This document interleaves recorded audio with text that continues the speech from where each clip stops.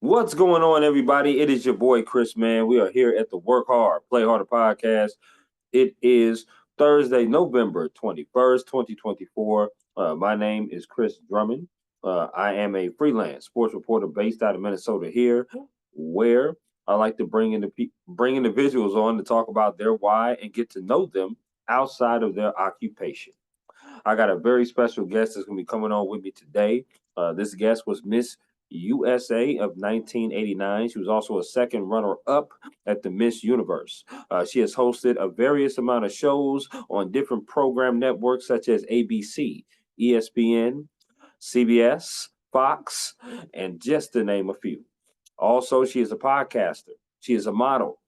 She is a speaker, public speaker as well.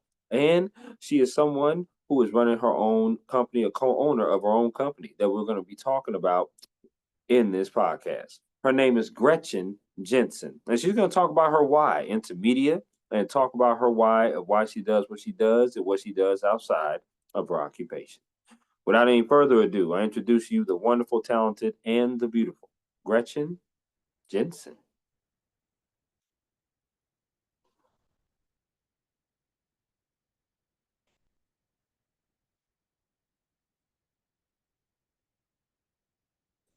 Hi, Gretchen. How you doing? Hey, here I it's like all over the place. Where's Chris? I can't find him. How are you? You, yeah, I'm doing good, Gretchen. I'm doing good. It is a pleasure to see you. You look absolutely lovely today. I just want to say Thank that. you. Thank you. Thank you. You are very Uh, welcome. thank you. I just came from I work in news and television, so literally just walked in the door from doing a shot and happy to be here. Just got in town last night. Hmm, So okay. here we are. Absolutely. I appreciate you hopping on my podcast. I really do. I want to ask you, how is your week going so far? You know what? It's been so fun. So the guy that I date is an NHRA um, top alcohol dragster racer. Okay. He's a racer. So we've been Okay. at the World Championship all last week into I just got home last night. So it's been fun. I think today's Monday, right? No, no, it's actually Thursday. Just Sometimes it feels crazy. like that with me as well. I totally understand. I totally Yeah, get it. yeah. I want to reiterate to you why I wanted to have you on here, Gretchen, on my Okay. podcast. That's because one, I know you've done various of hosting shows, for hosting opportunities from programming networks such as ESPN, ABC, Fox, so forth and so on. I know you've been a speaker as well. I know you have your own. If I'm not mistaken, you co-own your own media company. If I'm not mistaken. I have a communications company and then I have two podcasts. Yeah. Absolutely. And I was going to say you have some podcasts that we definitely want to get into and talk about and know about them as well. Sure. I'm a journalist in media, freelance now, but I've been doing this journalism thing for the past 6, 7 years. I love talking to people about their why of getting into media because everybody's story is very special, including yours, Gretchen. And I want to be able to get to know you, but also get to know your journey because everybody's journey is very different as well. Yeah. It's a rare to get a chance to talk like this and be able to sit down and talk about people's stories. So, Let's um, do it. I'm very happy. Absolutely. So, as I always do, Gretchen, I start with the first question, the same way, which is, what is your why? What is your why of doing media? What is your why of doing what you do? Did you have any role models, any inspirations growing up? But ultimately, that's the question. What is your why of getting into the media business?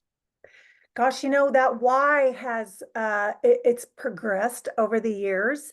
I've had 35 years in this career. Wow. And so, in the beginning, right after Miss USA, it was actually it kind of fell in my lap. At the time, ESPN only had a handful of women that were actually doing sports. Right. You talked about somebody that would have been a mentor. Robin Roberts at the time was just covering basketball. Hmm. That's what she was doing, prior to Good Morning America. And after Miss USA, I was very involved in equestrian sports and it just kind of opened up. I had no I mean, I studied broadcast journalism in college, but as far as like really going out and starting my career, I didn't have that, but I tell you what I did do was Chris, you weren't born, I'm sure yet, but back in the day, there used to be a show called Star Search with Ed McMahon. And Yeah, it was kind absolutely. of like, yeah, so it was kind of like a talent of, lots of genres and stuff. And Hmm. I did that competition prior to Miss USA to get used to the on-stage interview, to get Sure. used to, the whole modeling segment. So that was kind of my first intro into what is it like to be interviewed, to be in live TV, that kind of a stuff. And then really, Miss USA just kind of took a trajectory of you were constantly being interviewed. So I felt like by the time my year had ended, ask me Hmm. anything. I've been asked everything. I always think the best interview is the one that you can pull out what somebody's really like. I'm not looking for the right answer. I'm not looking for correct stats in sports. I want the genuineness of who that person is. Right. So, sports kind of led me to other events, kind of led me to places where I was doing MC work, where I started to do collaborations with companies. And again, that all involves networking. That Yep. was before social media. That was before, things could really take a blown up situation where you're just kind of depending upon Associated Press to get you out there. So over the years, it's just kind of evolved. Daytime programming has been primarily what I've been doing. And I've really enjoyed that because, as you understand, news, news at the end of the day, you could just feel like, what the hell? What did I just listen to? What are we talking about? Right. What's wrong with people? Absolutely. Whereas lifestyle television that's real life. It's about people. It's about feel good stories. It's about that can help inspire people or to kind of take them into a new mindset. And then, of course, after cancer, I decided, I'm going to use my voice with my title as Miss USA, my background in television, and now I'm going to use my voice as a cancer survivor and how that whole thing went down for me to help people. So it's just kind of evolved. I think God sometimes opens up an idea and then it's up to us to be, are we floating downstream to let things just kind of naturally come to us, or are we trying to figure it all out?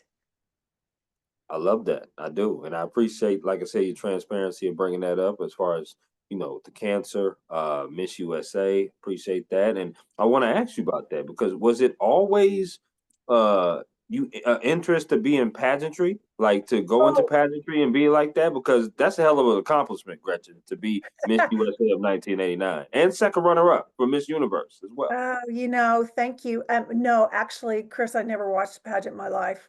I did it on a bet.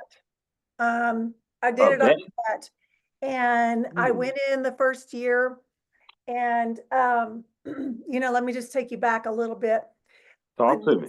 Just a little bit, if a guy and a woman or anybody in a relationship that's, a romantic relationship uses the expression, we need to talk, that's never a good idea. Like, that's never going to end up probably the way you want it to. And that's exactly what happened. I was seeing somebody, I was early 20s, and we need to talk kind of led into the big breakup, and I had people reaching out to me for a long time. I think back in those days, if you're tall and you're from Texas, you should be in a pageant or play basketball.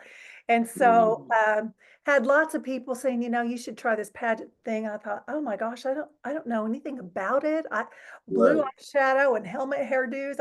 I don't know how to do all that. So I kind of thought, no, you know what? I'm going to go do something for me. And so people had given me a list of all these experts. You go to this interview coach, you go to this makeup person, you go to this wardrobe person, and you do all these things, and then you're going to win. Like you follow the formula, and then you're going to win. And so here I am. I don't know anything about it, and I'm like, okay, I'll do that. I'll do that. I go to the Miss Texas pageant. It's the largest pageant in the states as far as numbers. Texas had won Miss USA 3 years in a row, so there was a whole lot of press. There was a whole lot of hype on who will a new Miss Texas be.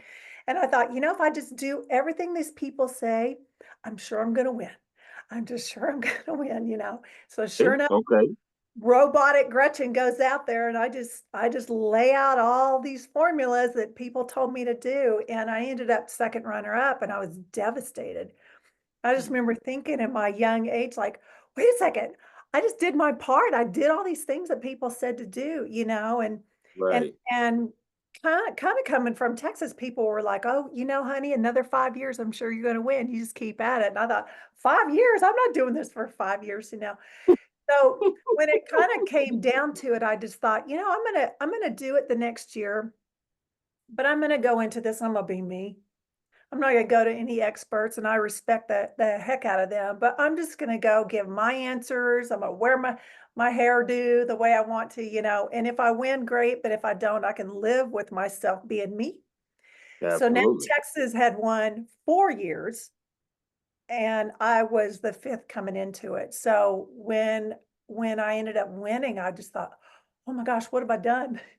I've got the whole state looking at me. Can you be the fifth one? And traditions and a lot of Texas pride is it's real. It's a real thing. It's a cultural thing. It's a phenomenon. Uh, Right. so going to Miss USA was there was the Wall Street Journal quoted 1,000,000 to 1 odds that Texas would win again. So going into that as a 22-year-old kid, that was a lot. That was a lot. But I remember Miss Oklahoma was my first runner up, and she was gorgeous and smart. She was studying to be an attorney for the hearing impaired. And here I was, this Texas girl selling cows and real estate. And I just thought, either they like me or they don't. But it's just Right. an opinion by a group of people that night, different group of people. They're going to choose somebody different. So let's just see what happens. And I remember I just had this moment in my head that I just said, "Dear God, if you can use me more as Miss USA than just Gretchen, then I'll serve you the rest of my life."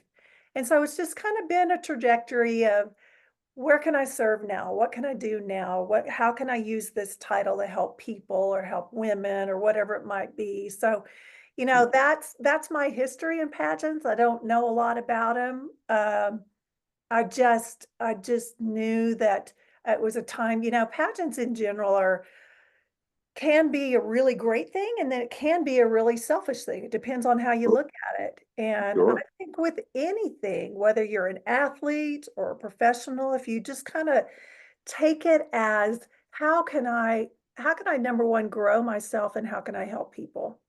Then everything Indeed. works out. Whether you win or you're not, everything works out.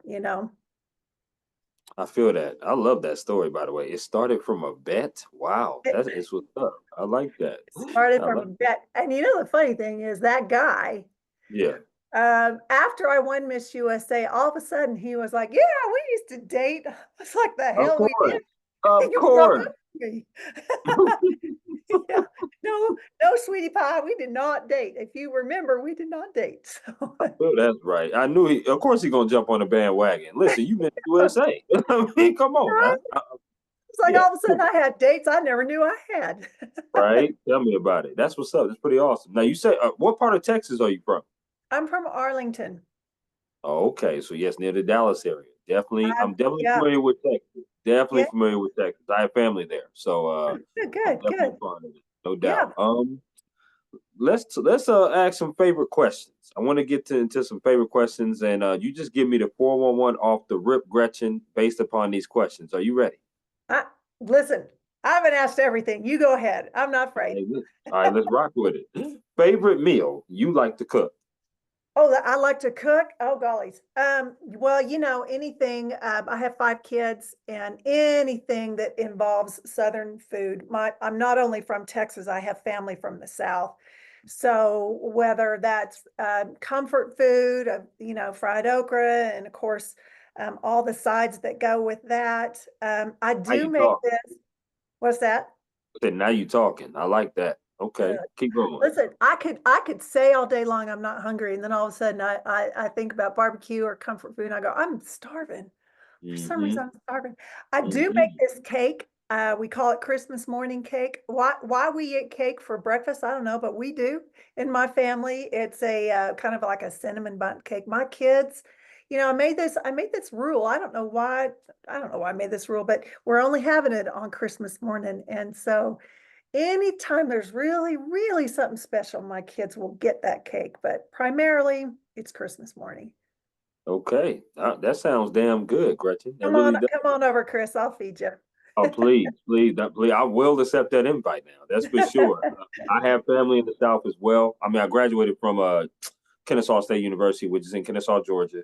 So I Yeah, still have family over there in the South, in Georgia particularly, and I love the Southeast. No question about that. A lot of definitely. for sure. Favorite concert you've ever traveled to? Oh, okay. Now let me think because concerts are interesting. Depends on Mhm. where your seats are. Yep, Depends how involved you get to be in it. Depends on your date. Depends on if it's outside, that's easy. inside. Yeah. You know who puts on a really, really good show? And I saw them a couple years ago is Dan and Shay. Okay. Really good show. Really good Okay. show. Of course, an amazing entertainer and worthy of all of his credits is Garth Brooks. Puts on a Absolutely. just fabulous show. It was he was playing. His road manager is a good friend of mine. They came to Utah and they were playing at an outdoor stadium at the University of Utah. Ran Mhm. into a couple of people I know. They're in their 20s. I'm 100. They're in their 20s and they were just so excited. First time they were ever at a concert. And then all Mhm. of a sudden she texts me and she goes, "You're not going to believe this. We just were given tickets to the third row." Well, what Garth does is he purchases X amount of tickets way up in the nosebleed and then has his people go and just start passing them out. And they get the experience of coming down and being right there on the floor. So it was kind of fun to have her experience that. Um, Let's see. I like a lot of genres. So Me too. Awesome. I Awesome. prefer, I mean, I prefer summer concerts. I prefer that. I like to be outside. I just think there's a magic with music and a summer night. Um, because I found, well, I mean, working in media, oftentimes we have really good perks. We get to, by the way, if you hear something breathing, it's the dog, it's not me. I just seen an appearance. Yep. I just saw a tail wag in the back. I was like, okay, There that's you go. awesome. There you go. That's my son's. I love But it. I love music. I think music can change your mood. I think music can, I mean, it's funny, just being at the racetrack. Okay, you're gonna have to go. Your breath is not happening. Um, just being at the racetrack and my sweetie's in his car and he's got his ears in and he's listening to Andrea Bocelli.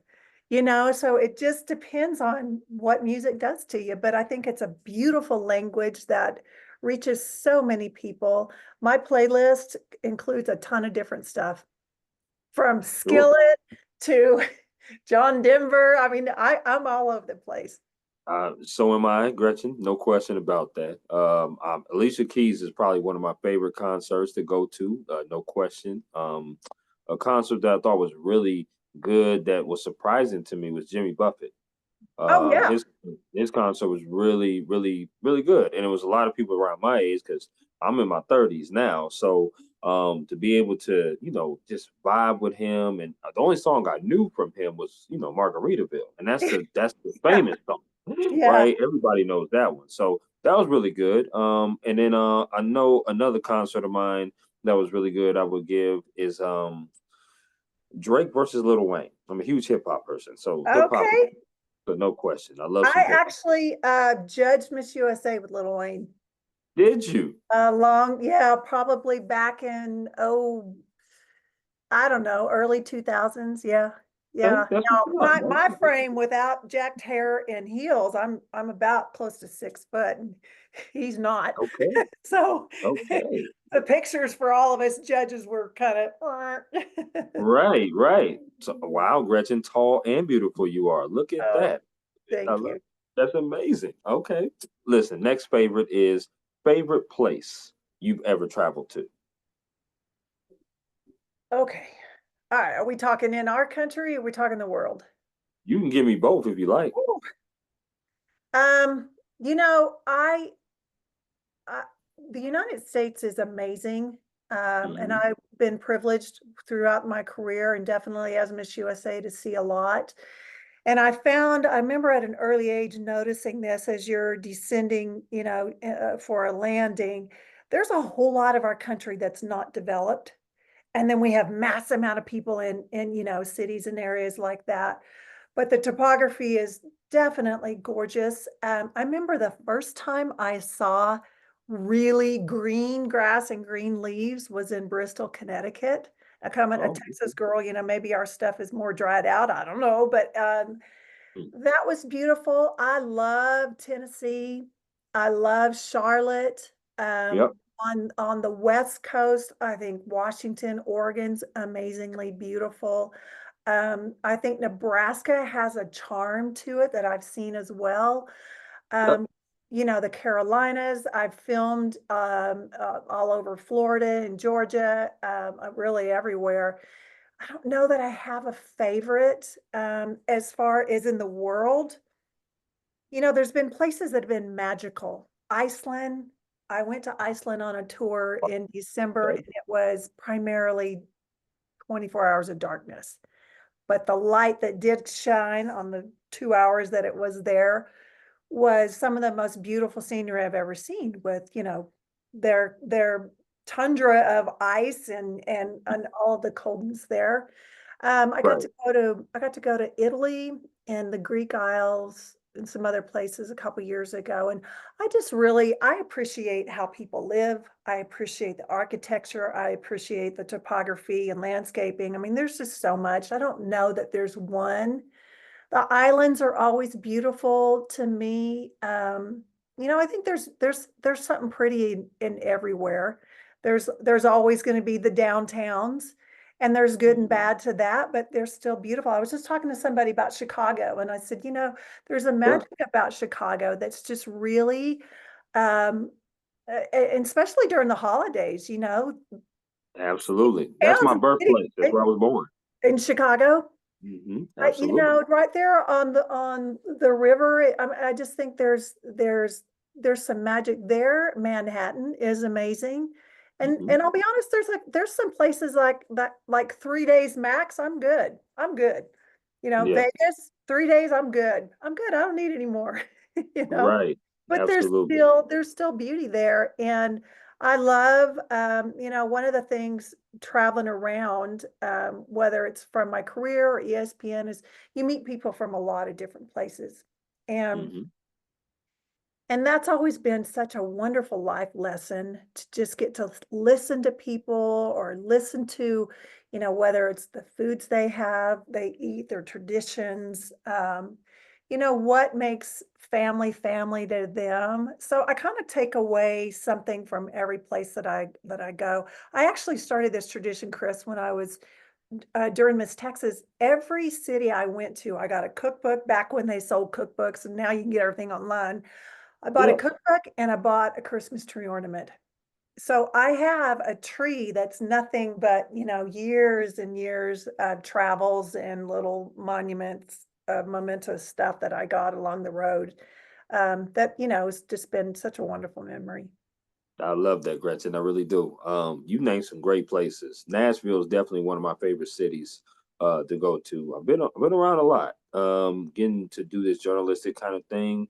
Yeah. I've worked in Atlanta, but when I was working in Atlanta as a journalist, got a chance to travel to Nashville, travel to Alabama, Mhm. travel to the Carolinas. Now that I'm here in Minnesota, I've gotten a chance to travel to South Dakota for work and also Iowa as well. But just in leisure travel, I've traveled to many places. You named a couple spots though I'm really intrigued to go, and that's Washington, the state Yeah. of that, and Oregon. I'm intrigued to go there as well. As far as the world, just got my passport this year, so I'm about to go Oh, crazy. you're like, I'm ready. I am so ready. We went on a cruise about a month ago. It was my dad set it up, and all of us family members went. Went to the Cayman Islands. Went to Mexico, Cozumel. Yeah. Went to also the Bahamas, and then my favorite place was Jamaica. So going Nice. there, Did you um, go to the Dunn's River Falls? Did you go see that? Yeah. Yeah. Yeah. You know, and I will tell you this, competing at Miss Universe Hmm. was like one ginormous field trip because you had so many cultures there, and not only from wardrobe to their accents, to their language, to the foods. My roommate was from Thailand. She didn't speak any English. She had Oh, all this dried Thai food, you know, whether it was some kind of a fish or fish eyeball or, you know, whatever it was. And it was just a wonderful opportunity to really come face to face with cultures from around the world. sure. And that competition was in Mexico. I have such a love. I mean, as a sister country, you know, being from Texas and Mexico was right there. Yep. Spent a lot of time in Mexico, but I just the whole Mexican culture, and as far as the fan base for me, they've just been so generous, so kind. Absolutely. All the South Americans, the Asians have been so kind and sweet. I tell you, I spent some time in where did I go? I went to places in China and Hong Kong, and just gorgeous. I mean, just absolutely beautiful. You're on the Uh, bucket list for sure.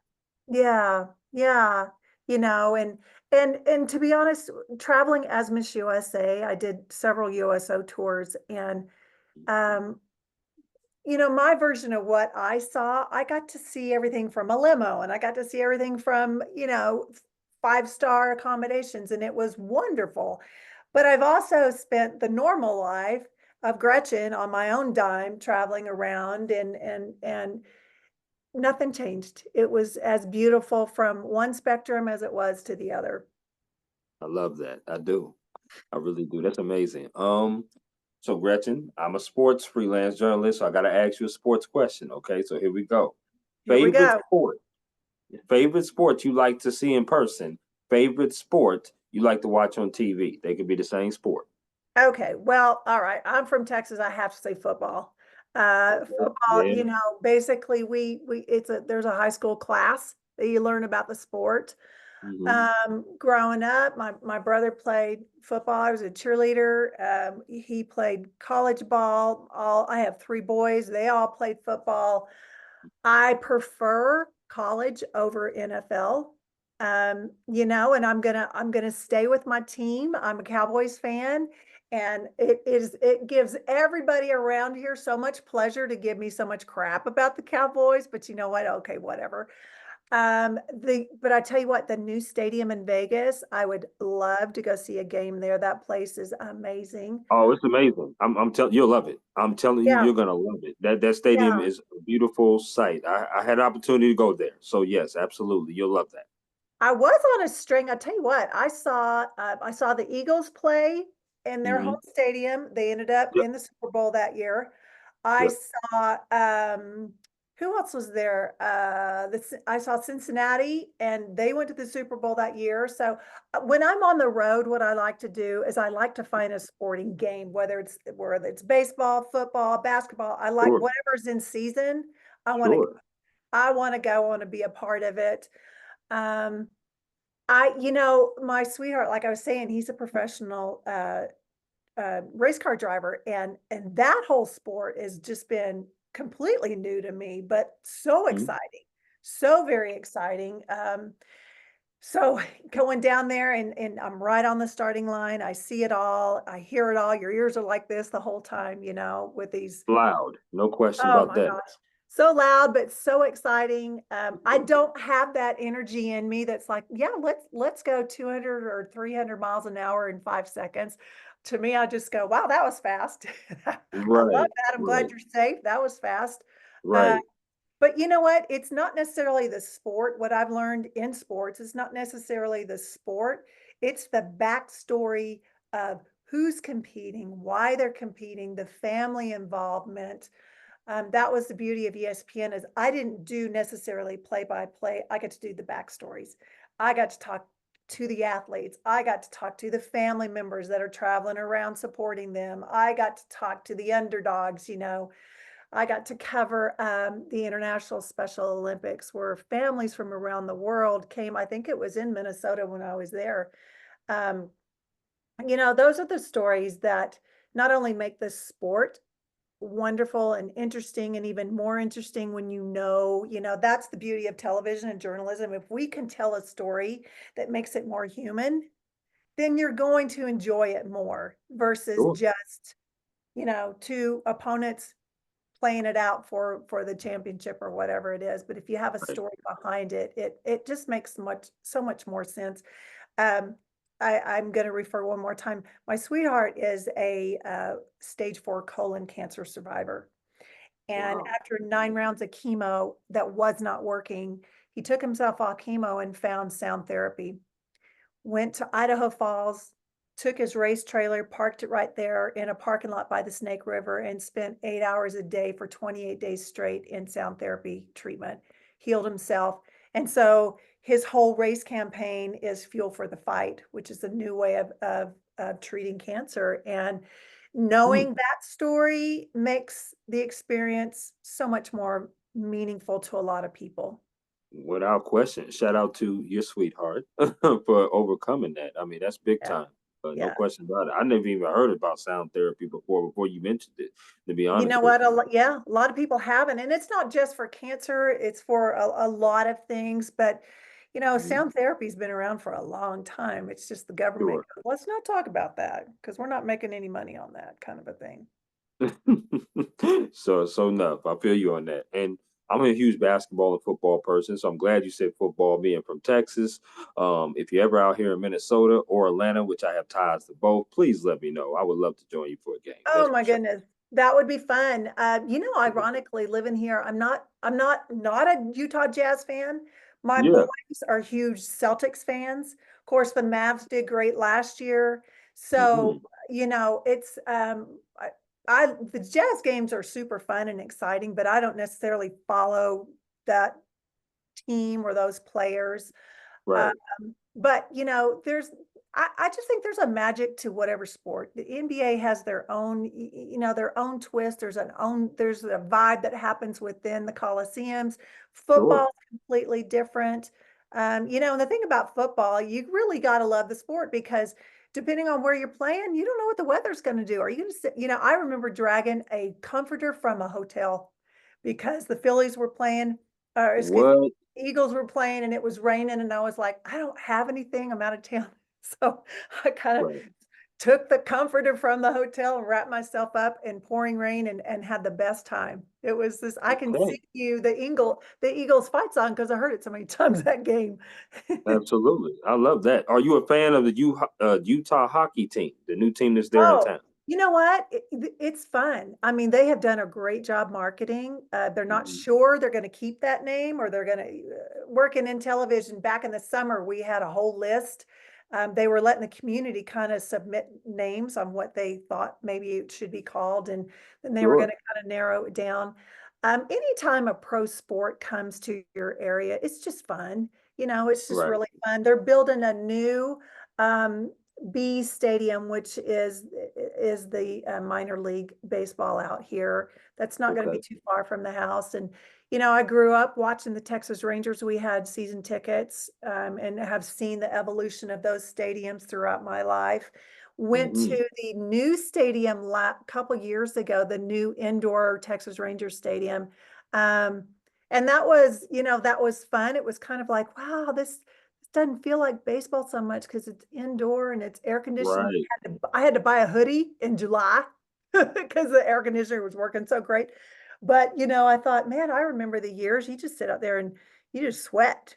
You just sweat, but that's just part of the experience of enjoying, you know, Texas Absolutely. football or Texas No baseball. question. No question Yeah. about it. I know you were probably very happy about a couple years ago. Before I get to this next question, our final favorite about the Texas Rangers winning the World Series, that had to be Absolutely. amazing being a Texas native. I want to ask this question because I'm a huge foodie.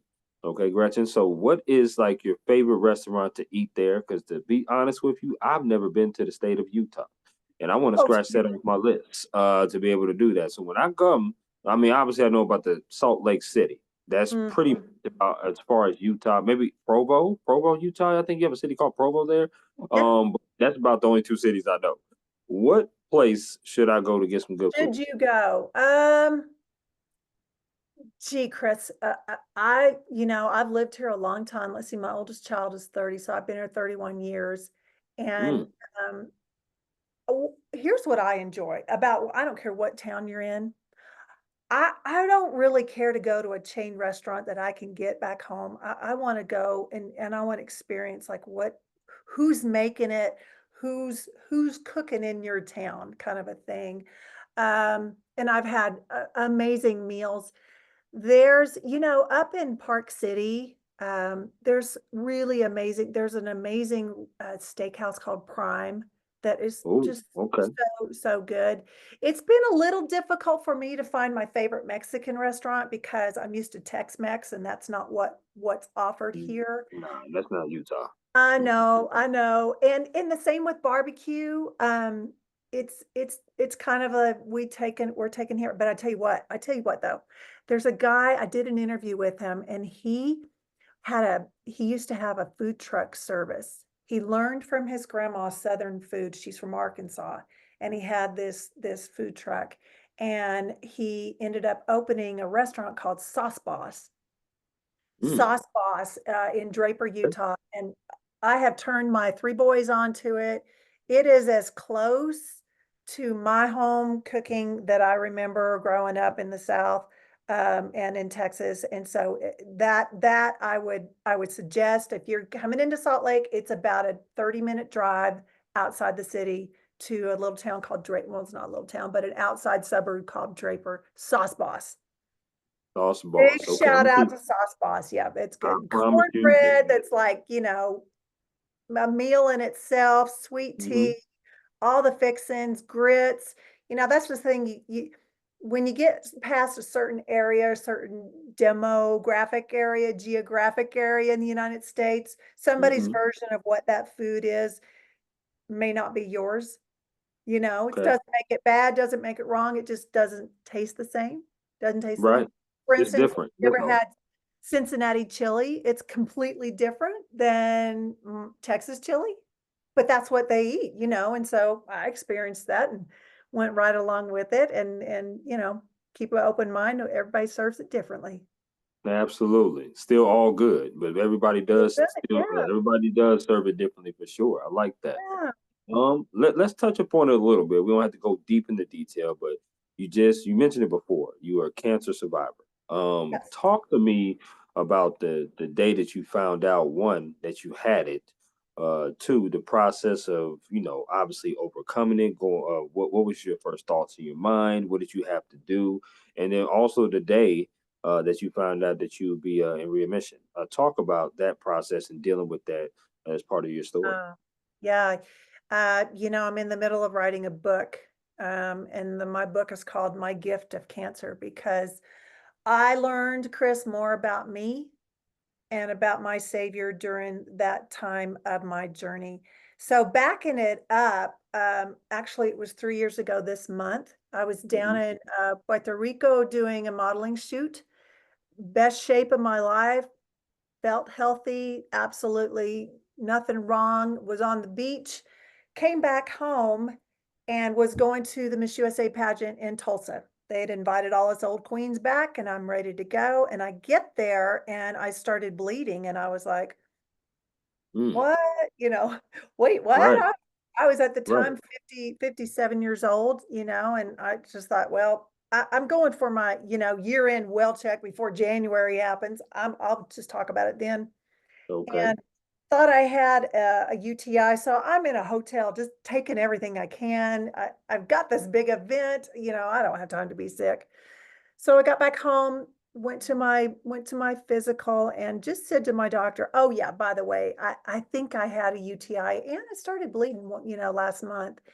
And Right. she said, well, we need to do an ultrasound because that could be a symptom of cancer, but I'm sure you're fine, Gretchen. You've had 5 kids, I'm sure you're fine. Okay, fine. I didn't think anything of it. I'm like, I'm healthy, I eat well, I exercise. I've always had a very not strict diet for vanity's sake, but just I'm in tune to how the body works. Okay, so it's Sure. really important for me. to be healthy for the most part. Anyway, long story short, they did an ultrasound in the office while I was there and said while I was there, there's a mass. So we need to schedule you now to come back for biopsy. Now, I think it's interesting in the medical world, at least from my experience, they can have something that's they're concerned about, but they want you to wait 6 to 8 weeks before they do a biopsy. Well, meanwhile, Sure. we go home and in our head, we're like, well, I don't know, is something growing? What does that mean? So I go back in January, I went for my biopsy and she said, it's probably going to take about a week or so. And I'm sure you're fine. You've had 5 kids. I'm sure you're fine. She actually called me that day and, the call, I mean, literally, it's called the call. Their tone of Right. voice is different. They're very to the point. It's very matter of fact, and that's it. And she said, you have cancer. And Mm. the first thing you need to do is you need to call and find a surgeon that's on your insurance provider list. So I hung up. I was by myself. My kids were, all at work. My family's in Texas. And before I did anything, I looked in the mirror, Chris, and I said, you are not a woman with cancer. You are whole and healthy. And then before I called anybody, I called my insurance agent and I said, just want to make sure I'm all covered because I don't know what's going to happen, but made sure that was all. So that's my advice to anybody that's fixing to go through treatment. Call your insurance broker, make sure everything's up to date. Sure. So Yeah, absolutely. I called my parents in Texas and I said, when Jesus healed people, he healed them because he saw them well, not because he saw them sick. And that's how I want y'all to look at me. And I didn't tell anybody I was sick. I didn't tell anybody because I didn't want to hear um with respect when people share, oh, my mom died of cancer, or oh, my sister has cancer. It is certainly nothing that is not respectable to say, Right. but the energy of death and sickness was not something I was wanting to bring into me. So Sure. I didn't tell anybody. And what I did was um I called and got an appointment for my surgery. So this was January. My surgery was like a week and a half coming up. And before I did that, I went to a wig shop. Now, Chris, I'm like, I don't know anything about wigs. I don't, Right. I'm looking on Amazon going, these are ugly. Like, I don't know what to do. Right. Right. I had done a story from ABC on a wig shop years ago, and I walked in, they remembered me, and I said, well, I'm not here for fun. I need some help. And ended up ordering, for some reason, I called my wig Tina. There's no relation to anybody I know, or it was just Tina Tina. Turner, nothing, nothing like No, that. no, didn't look a Okay. thing like Miss Turner, but it just was Tina to me. Okay. And Gotcha. so, I wanted to have, because I didn't tell anybody, I didn't want to go through, I lost my hair and then I got to find a wig because then people would know, right? Sure. So, um, had my surgery. Well, let me back up. I think the hardest thing for all of this was telling my kids. I'm a single parent. I've been a single parent the majority of their life, and you know, getting all 5 of them together at one time was difficult. And I Sure. just knew that I needed to do it quickly because I got a surgery coming up. My son came home from his break at work, which I felt bad. I got, now he's got to go back to work and he's got this. And I just said, look, guys, mom's got cancer, but cancer doesn't have mom. So this family, we've been through a lot. We're going to do this too. Sure. And it was really interesting to see the different dynamics of their personality kind of digest it. My oldest daughter was the cheerleader. If you can do, if anybody can do this, mom, you can do it. And we got this kind of a thing. And Yep. my boys just you could tell they wanted to just crumble, but they were strong. So that's how we looked at things was, okay, we're doing this as a family, but we're also going about life. So please don't think that you got to sit around and watch me get sick, kind of a thing. Right. Right. So chemo came, and I will tell you honestly, my oldest daughters took off work. It was about 8 hours of treatment. And that was one of the best days of my life. I got to spend 8 hours in a room of just she and I, and we talked and we laughed and we cried. And, we just, I had time with her. I had time with her that I just thought, again, thank you, cancer, that you have orchestrated in the most bizarre way this time that I get to spend with my first child, and so um hair falls out quickly. I remember Yeah. standing there in the shower. I'd have my hand over the shower head like I'm gonna help my hair stay in there just a little bit longer, and you just watch it go down the drain. And I remember thinking like, well, I got Tina. Okay, I got Tina. Right. I was still working. I was traveling. The first time I wore Tina, I thought, oh, is the flight attendant gonna know? She's standing right over me. She gonna be able to tell, I've never worn a wig. I didn't know anything.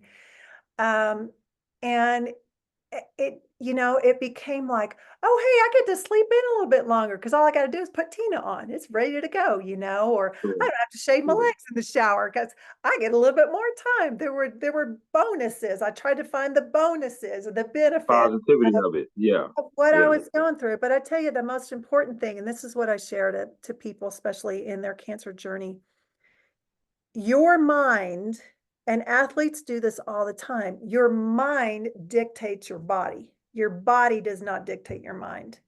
Mm-hmm. So my whole process was, I have X amount of cancer cells and I have a whole lot of good healthy cells that are multiplying every minute. I'm going to focus on those cells. I don't have any other sickness in my body other than cancer. So I'm going to praise all my organs that are doing perfect.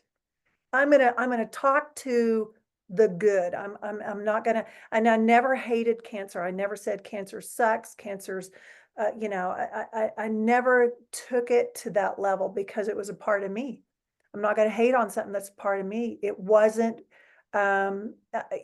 obviously the majority of any kind of a disease is inflammation, and inflammation primarily comes from stress.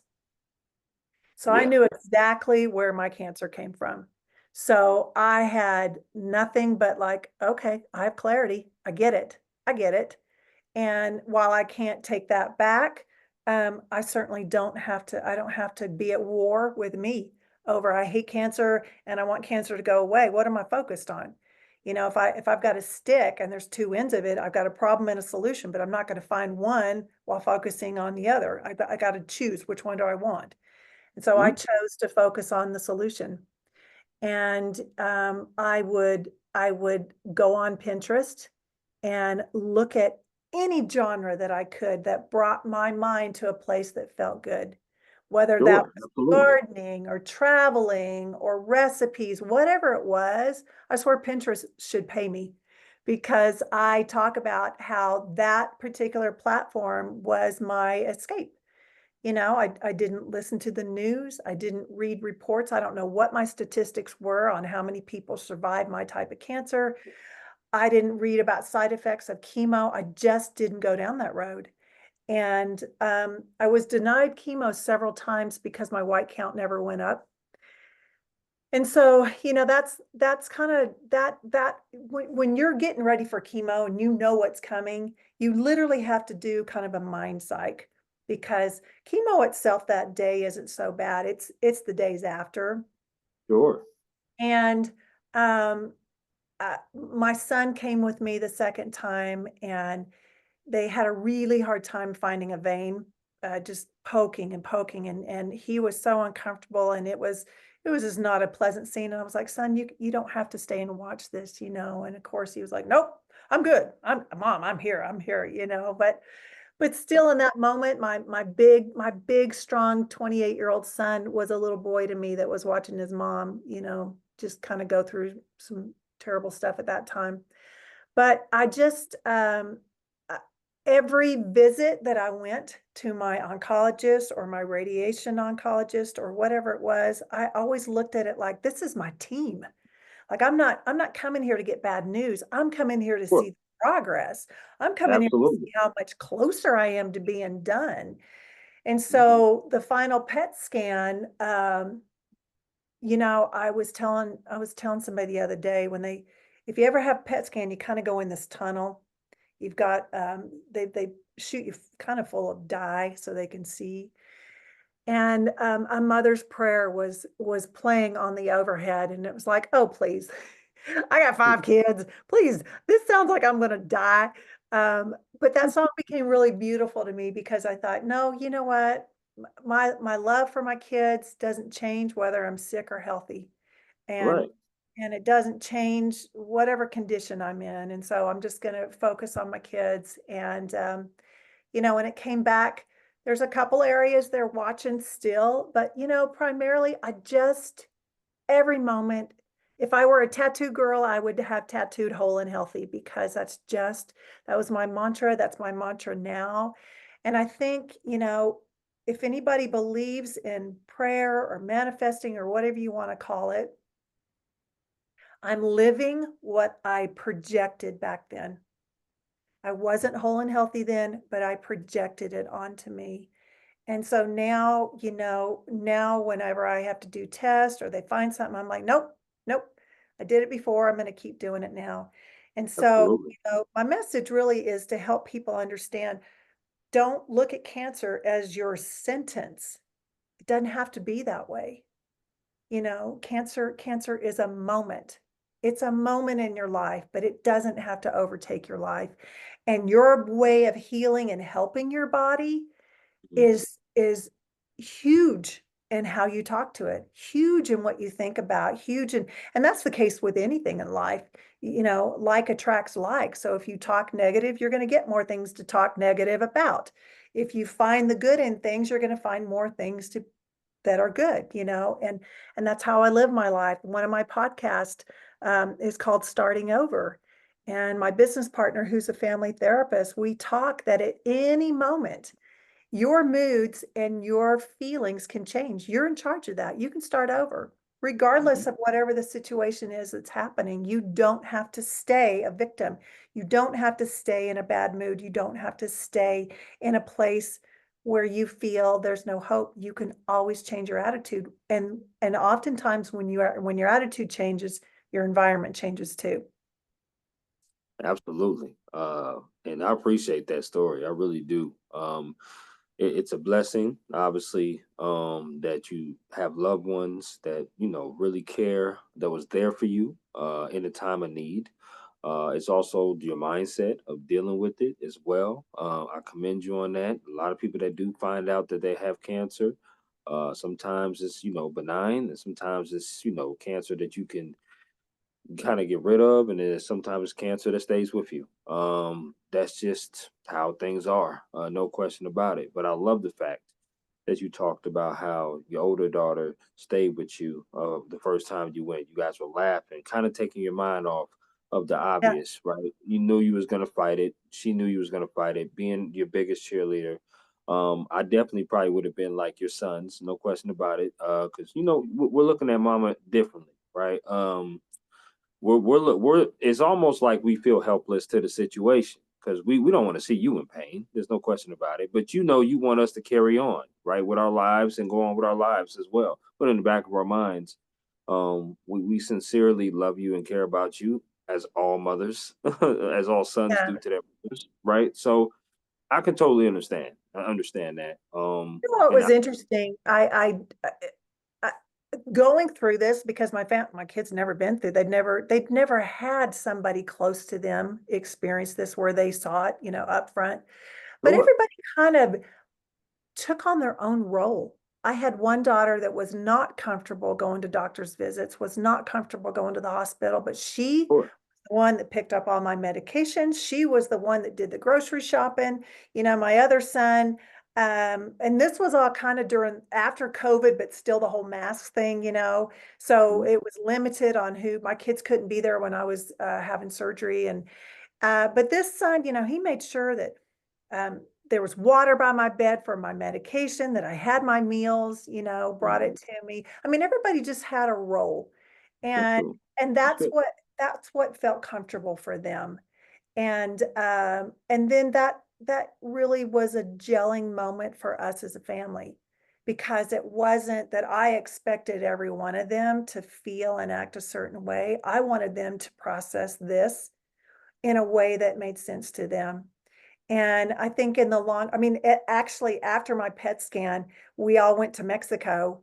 And it was like my son had just graduated from high school. It was like, hey, I am now done with the independent school district. All of my babies have graduated. I'm done with cancer. Like, let's just go celebrate, and that's Sure. exactly what we did. We just all went to Mexico. I took Tina with me because I was, still without hair, and uh, it just, interesting now. I've watched my children not get upset and uptight about things that maybe they would have before, because your perspective of life just kind of forms a new meaning. It just really does, and that's the beauty of what I went through. Again, my gift of cancer is that I really, first of all, for the first time in my life, got to know me. And I would talk to myself. I would call myself baby girl, and I kept thinking about my inner child. And I didn't want to let her down. I didn't want her to be afraid, And so I remember I would get up middle of the night and I would, go get sick. I'm like, nope, we got this, baby girl. Look, we're just gonna brush our teeth and go lay back down. We're good, and I would kind of come under the covers. I didn't want my son to hear anything. I didn't want them to be afraid. But, you know, when you're in a moment that you feel alone, you're really not. You're really, really never alone. You have your soul, and then you have Christ with you. And so you're never, ever, ever alone. And that's when it screams the loudest. When you feel like it's just you, that's when it really speaks the loudest. And that's what happened to me. And so, my journey, my healing, my times in radiation, I never felt alone. I always felt like the whole army was coming with me. I'm gonna open the door for everybody. Come on, spirits, y'all hurry up. We got to get in there, kind of a thing. But Love it. I it was love it. it was a loving, wonderful, uh growing time. Growing time. I allowed myself, I think I had two moments of about 3 minutes of crying. And then I thought, well, that's not helping me. What am I crying going to do? Now I'm focused on the negative. There's a whole lot of me left. I've got a lot to do. And so again, I take it back to, if you can use me more as Miss USA than just Gretchen, okay. Now there's a new door. There's a new path that opened up for me. And, I feel like it's my responsibility, being a survivor and having a worldly title like this, that would be wrong for me to just keep my mouth shut. I need to help people through their time, whether it's cancer or anything else, to kind of realize that you do have the power in your thoughts. You do have the strength of who you are, regardless if you have a faith or not. You as a person can do this. Absolutely. Well said. I love that. I want to ask you about your day-to-day operations. Me as a journalist and now as a freelancer, our days are never the same. Yeah. Sometimes they're long, sometimes they're short. Sometimes we're doing all different kind of stories, editorials for myself, feature stories, all kind of stories that I write. And you're doing all kind of different things as well, right? You've been a host, you've been a speaker, a model, and pageantries. I mean, you've done it all. So tell me about your day-to-day operation. How do you prepare for it? How long does your days go? When do you like say, okay, Gretchen, it's time to clock out. It's time to go home. Right. Talk to me about your day to day. You mentioned something, and it's so true. I think anybody that works for themselves, every day is different for sure. But I tell you, a routine that's just emphatically the same for me, and that is I get up early. I'm not saying I get out of bed and I start doing stuff. I wake up early and I take that time to really focus in on, what do I want my day to be like? So there's a system, before you go to bed, the last thing you think about is what you're going to marinate on all night long. So 95% of our brain is subconscious thoughts. So 95% of what we're actually living while we're awake is coming from subconscious thoughts. So I am very particular about what I read, what I listen to, particularly before I go to bed, because that influences my day the next day. So I wake up and just like if you're going to talk to SIRI, if I say it, my phone's going to come on. I just basically talk to the universe that this is what I want. I want to have a day that's this and this and that, or I need to get this done, or so forth.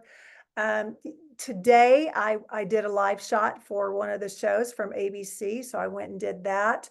I film my podcast with my partner on Fridays, so Friday night, that's what we do. We have a studio, we film there. Every day I'm posting some kind of content, whether it's mindset or I have a makeup business, or maybe it's everything involved with my beauty and fashion type industry. Mhm. Um, I'm a speaker, so I'm booking that kind of stuff.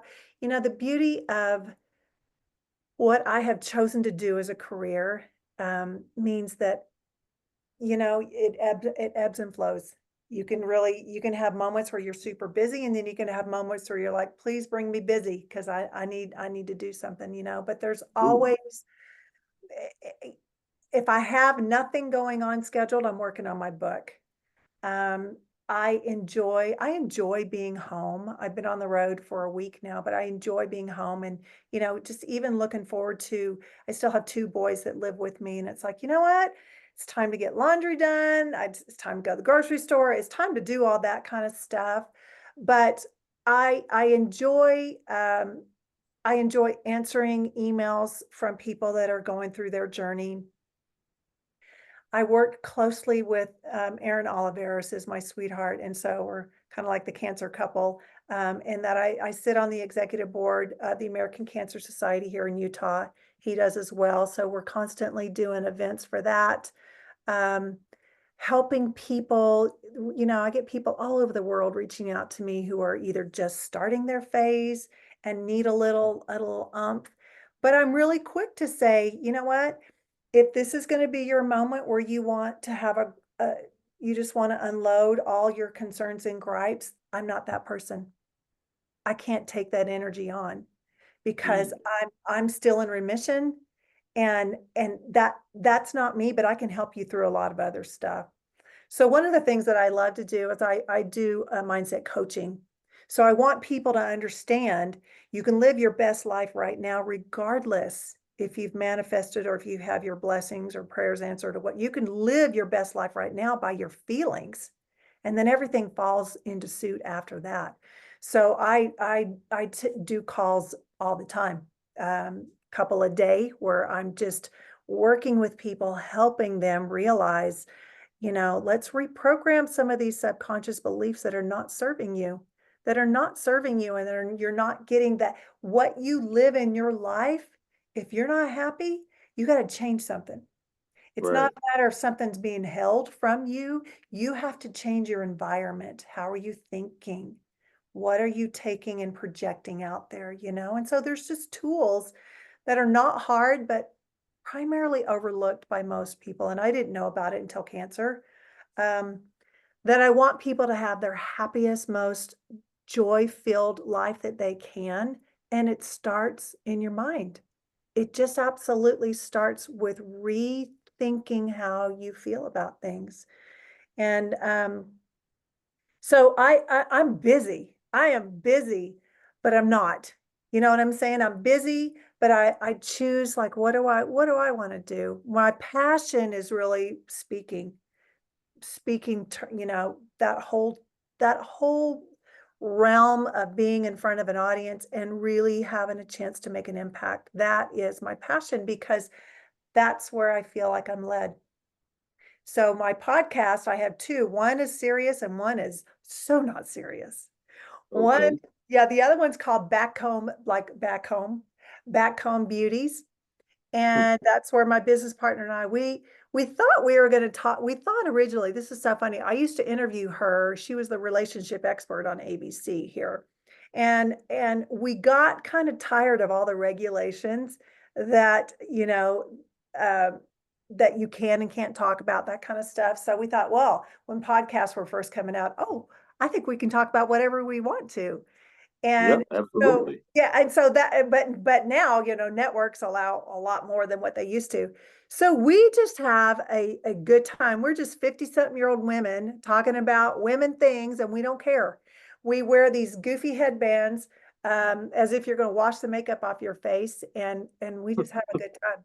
We have a good time. And ironically, a lot of our followers are men, not because we're saying anything that's super important they need to know about.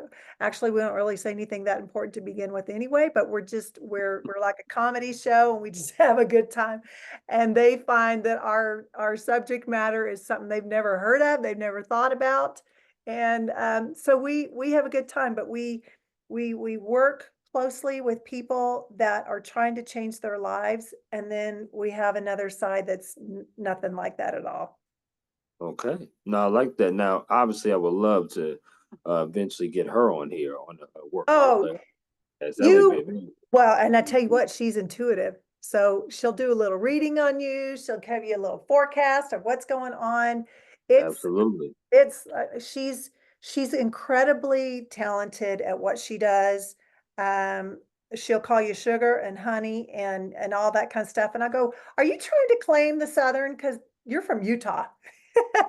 But her personality is just she's like a she's like a Tammy Faye without religion.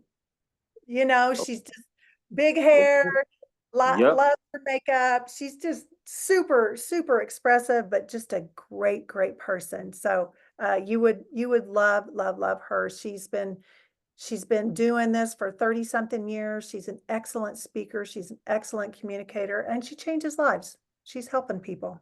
Well, I would definitely get that name from you, and we'll talk offline about that, setting Okay. that up. And also, I would love to know how many times you guys tape. How long do you guys go for in your podcast?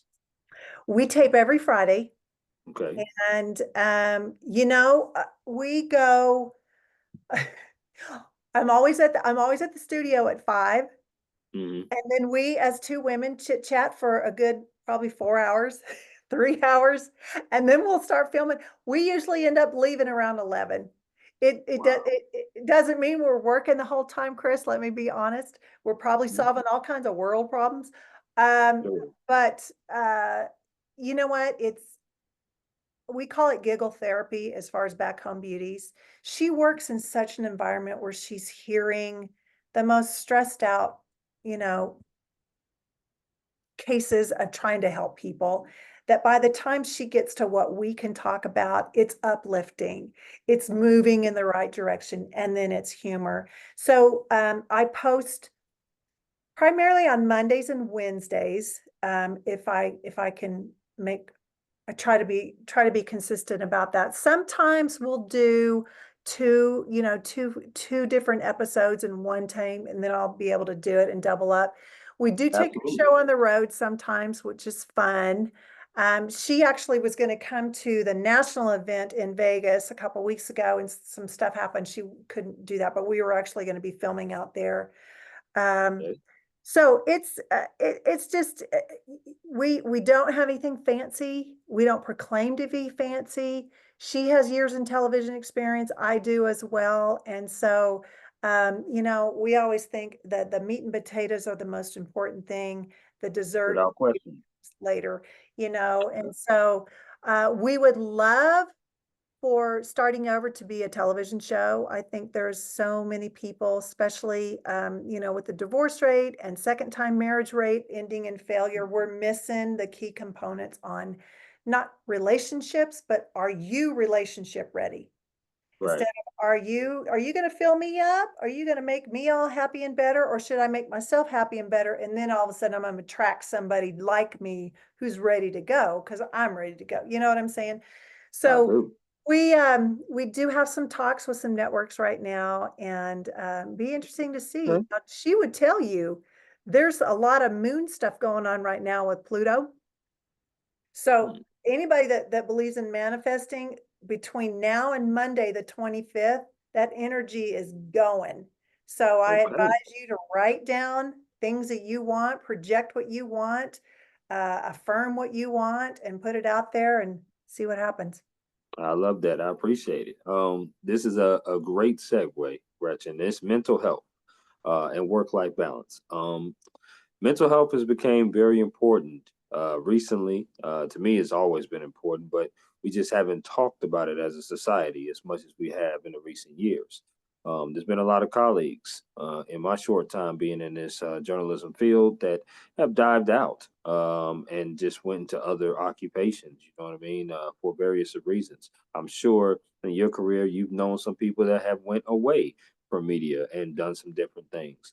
My question to you is, how do you maintain such great mental health and also maintain work life balance? Like I said, you are a girlfriend, you have 5 kids, and you have family. You're working, you're writing a book, you're doing all sorts of different kind of things, Gretchen. But how do you maintain good mental health and not experience that burnout, and also have that work life balance to still, be Gretchen, but also work hard and play hard, like my podcast? Um, you know, um, I think I mentioned a minute ago, mental health, mental wellness. I think sometimes people don't really digest what that means. I think past years, mental health means something's wrong. Nowadays, I think mental health means no, no, no. That's the other health part of your body. That's the other health part of living. And so, getting up early and having that time to kickstart and start my day in a space of being in control instead of just letting life happen. I'm gonna create it. I'm gonna create my day.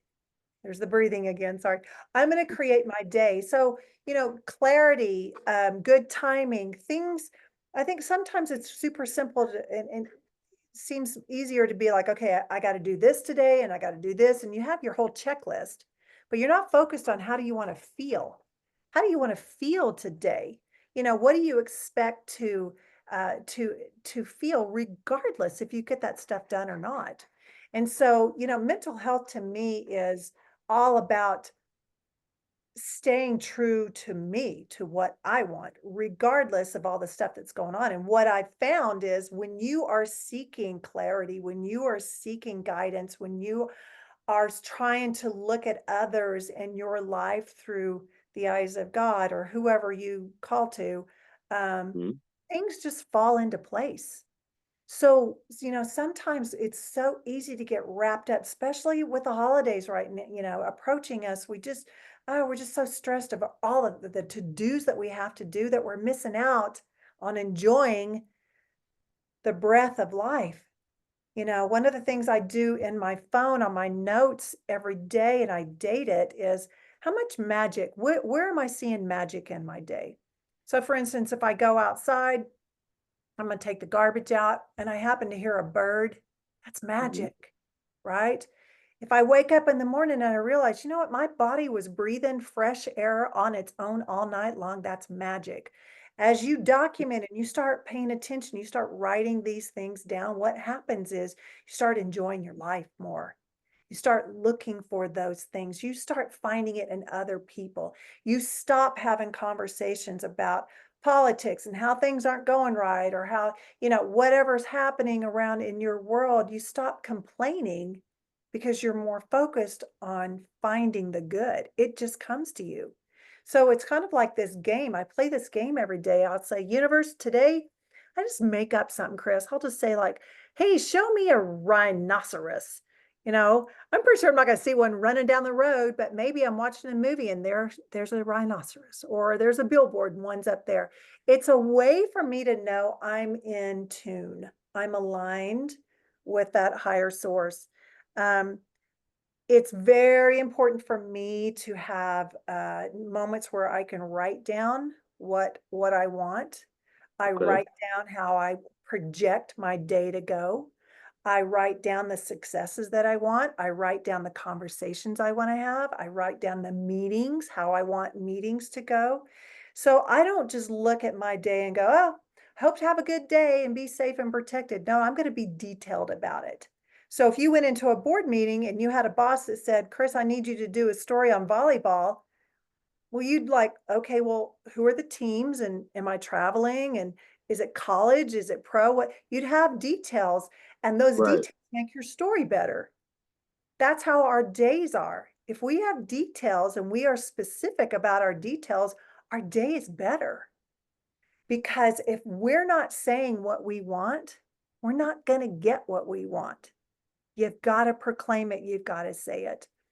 Um, so I know in my every time I'm on air, I always say, whatever talents I've been blessed with, help me to be the best version of that right now. Okay. Whatever questions I need to ask, give me the mental clarity to remember to ask. So I'm involving details of that event. And then afterwards, it's all about gratitude. It's even about gratitude before that happens. Gratitude is an energy. It's not just something that mom says we need to do. Gratitude is an energy. And when you put that out there, you get more things to be grateful for. So when you focus on at the top of your day, you could, I literally could lay in bed for 15 minutes and only talk about my bed of things that I'm grateful for. I love my sheets. I love the smell of it. I love my pillow, whatever. That gets the momentum going. So if you picture yourself, you're going to get into a river and you're going to get in a tube and you're going to float the river. Everything you want is downstream. Your car is downstream. Your ass chest with your favorite drink is downstream. Your friends are downstream. If you got in that tube and you decided, I think I'm going to paddle upstream, you're going to be tired, you're going to be frustrated, and you're not going where you want to go. Well, that's how it is when we have a decision, we want to do something or we want something to manifest in our life. If we get in that tube and we start paddling upstream in resistance, we're not going to get it. We're frustrated. But if we just let life and the way God works or manifestations work, and we just let it take us downstream, we'll always find it. You Mm. just have to be able to let go. You just have to be able to go, okay, I've done my part. I go to the restaurant, I decide I want to have cheeseburger and fries. I put my order in, the chef goes back there, he's cooking it. I don't go back in the restaurant and go, can I help you? Do you want me to cut some? Like, what are we doing? Can I help you? You sit at your table and you're like, okay, it's coming. I expect it. It's going to be delicious. That's how we need to live life. I expect it to come. I expected my good health. I expected success. I expect abundance. I expect, prosperity. I expect these things to happen because I can, because you can, because your listeners can. It's not a matter of, I hope I'm worthy enough. We are worthy enough. We are powerful. We just have to work with God. We have to work with the universe, not against it by paddling upstream. Mm. I feel that. I do. And another great segue of a question, which is now advice. What is some advice that you would give someone that wants to be in this media industry? You've done a plethora of things, right? But it's all media, it's all consumed to that. Yeah. Whether it's a postgraduate, whether it's an intern, whether it's somebody that's seasoned in age like myself, and just a little curious a little curious about being in this industry. What kind of advice would you give that individual to start out? This industry has grown so much over the years. Um, Even just in sports, there are so many areas to be involved. So I think that, you know, the most important thing, whether you're an actor or you're doing an interview or conducting the interview, is, are you genuine? Now, I don't mean, I've interviewed people that are genuine and they're just a bunch of jerks. I don't mean that. But I mean, are you relatable? Are you telling a story? Are you sharing an experience? Are you relating? Now, as somebody that's in journalism, your most important thing to remember is that camera is a person. That's not the box that you're projecting and you're hoping your delivery is right and you're hoping that all the circumstances and you're hoping you're saying everything. You're talking to somebody who's watching that. Absolutely. So, lifestyle TV is what I'm working on now. And, when we look in those cameras, we've got 3 different cameras plus some stuff on the side. That's some lady, that's some man starting their day off with us, and we're having conversations. So if you're going to be sharing a delivery, you're sharing it to someone. Now, news, on the other hand, news is no emotion. I'm delivering a story. There's no emotion in it. But when you're talking about, there's no controversy primarily when you're delivering sports. If you're going to deliver how a game is going, or whatever, there's no it is what it is. It's facts. But if you can inject some personality into that or some storyism into that, that's what makes people listen. You Right. think about before television was out, what did people do? They listened to the The radio, radio. right? The People radio. listen to podcasts. We're going back to that. So Hmm. it really isn't a matter of what do I look like? Am I wearing the right thing? I will say, if you're going to focus and you're the one that's on camera, I'm working with this girl who's she wants to get into broadcasting, and this is very common. Is people don't realize when they're holding a mic, they're still talking with their hands, and it becomes very distracting. So you Right. have to remember, okay, this is still, and this is every now and then. And the body language needs to stay still. A lot of times people just, they don't know that they're doing it. And, it becomes distracting. But I think if you have a love for what you're doing, Hmm. even if you work in news and you're reporting gloom, but you have a love for sharing a message so that people can, it's gonna translate well. But in sports, if you love what you're talking about, you're going to generate excitement from that audience. I mean, even in a pageant, if you have people there like, I've never watched one of these before, but you've got somebody that's building it up, you're building it up, you're building it up, anybody's going to want to watch that. I'd probably go watch that, the cat crossing the road. If it was that exciting, I think I could do it. But that's our job in media, is to make it interesting and to make it worth. This is the trick. And nowadays is, are they going to click? Are they going to stay? Are they going to I'll go on to the next. There's so many things to choose from to listen Sure. to, you know, and part of the trick of media is you want to gather an audience that wants to hear you, that wants to come back. Oh, I love when Chris is on. What's he talking about? It doesn't matter what you're talking about. Your personality has landed with them so that they put the remote down. They're not going to go somewhere else because they want to hear from you. That's why Right. people can get favorites with a network. I like this evening news because I like this newscast. I like how they do it. You're going to hear the same news on whatever network device you're on, but how do they Mhm. deliver it? How do they make you feel?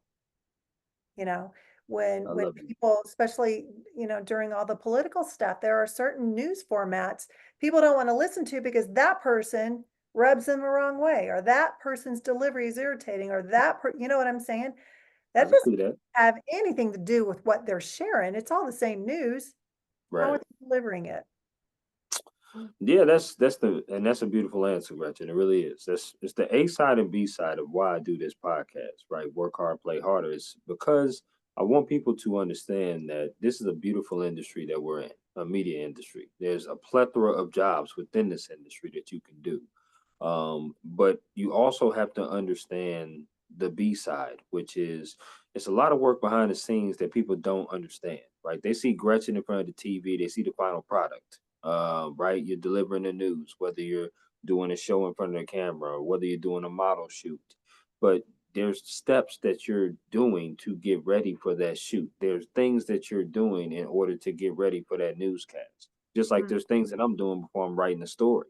right. I don't just go and write the story and put it to print. And people sometimes think it's glitz and glamour and, it's a beautiful thing. And it is a beautiful thing. But you have to know about the steps and you have to know about the behind the scenes and the work that individuals put in. And before you make that decisive decision to, want to be in this industry, you have to know that. You have to know about the pay, right? Yeah. Sometimes the really low starting out. You have to know about missing holidays, missing family time. Mhm. Sometimes you have to be away from your family. Sometimes you have to move to different cities. I don't have any family in this city that I have. My mother and father are in different cities, in different states. However, this is a dream of mine, and I love doing it. I wouldn't change Yeah. it for the world. But you have to make those difficult decisions and know about that because kids, especially coming out of college, I call them my young boys and girls now. They know coming out of college that this is the difficult decision you have to make. It's a beautiful, once again, industry, But you have to be able to be decisive in it too. Like there is no half-ass in this industry. You're either all in, you're all out, and Right. that's what I try to advocate to the young boys and young girls that want to be in this. I would give here's my advice to anybody, whether you're seasoned and you're in it or you're coming into it. This was Sure. something that I learned way back from Star Search and at Miss USA. It's Okay. very important to pay attention to the other jobs that are making you look good. So you've Mm, got sound mixers, you've got stage directors, you've got people in lighting, you've got photographers. mm, Give them credit and respect. You know, everybody's working to make the delivery right. You just happen to be the voice or the mouthpiece, but everybody's important. Everybody Everybody's has a part. and Everybody everybody plays a has a part. talent that's adding to the success. Right. You just happen to be the face of it. But you know what goes wrong is when people that are on camera tend to forget how important those people are. You Right. know, if you're not lit well, you're going to look like crap. And by the way, that good lighting is coming from your director over there, right? Right. If if you don't know how to listen to in an IFB to your director while you're talking and he's telling you or she's telling you something else, you need to respect like, okay, they're doing their job. They're not trying to irritate me. They're doing their job. And I Mhm. need to fine tune and hone in on how to do two things at the same time. But, Sure. you know, I always like I remember during rehearsals at Miss USA, I would sit and I would watch everybody's job. I would watch the jib. I would watch, you know, all everything that was going on. And this is before I was even into industry. And I thought, my goodness, there's a lot of talented people. There's a Mm. lot of talented people. And so that is always my advice to anybody that's getting into this is please humble yourself to realize there's a lot of talent that goes on that people, like you said, people will never see. But the person holding that stick mic or writing that story does.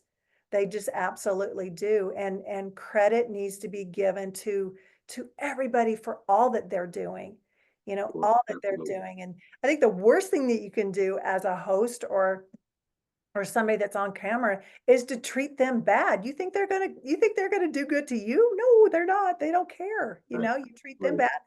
bad, they're not gonna do you well. And so it's a family. It really becomes, especially if you work in production, that you're doing, you know, maybe you're on the road with people and you've got a production working with it is a family. And they are away from their children and their spouses or their whoever's just like you are and they're living at a hotel just like you are. It's a family. And so you have to be respectful of what everybody's doing. What everybody's doing.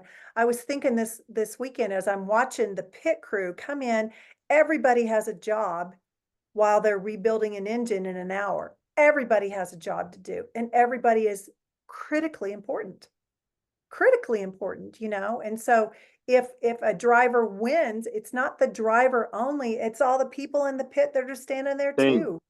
It's a Yeah. team. So it's the same, you know, with this industry in that it's not a matter of you becoming famous because you're on camera or you becoming famous because you're submitting a great story.